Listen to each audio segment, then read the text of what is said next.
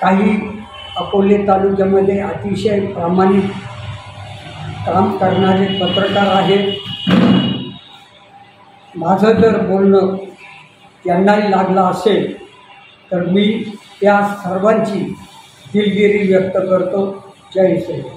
अकोला तालुका भाजपचे माजी तालुका अध्यक्ष व जिल्हा सरचिटणीस सीताराम भांगरे यांनी एका वृत्तवाहिनीला दिलेल्या मुलाखतीच्या दरम्यान इथला मीडिया बावळट आहे, हे जबाबदारीनं बोलतो असं म्हणत अकोले तालुक्यातील समस्त प्रिंट मीडिया व इलेक्ट्रॉनिक मीडियाचा अपमान केला होता।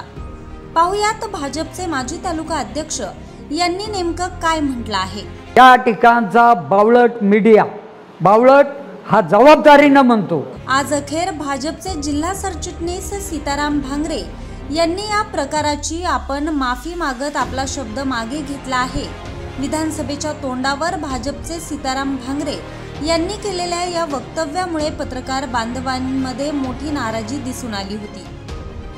एखादी बातमी विरोधात गेल्यानंतर त्याचं खंडन करणं गरजेचं आहे, आपलं मत मांडणं आवश्यक असतं।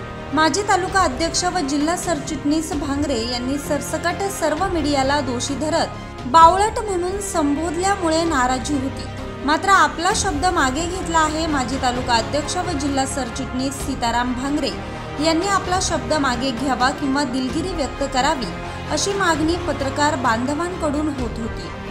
न्यूज सह्याद्री एक्सप्रेस साठी संपादक भाऊसाहेब साळवे, अकोले।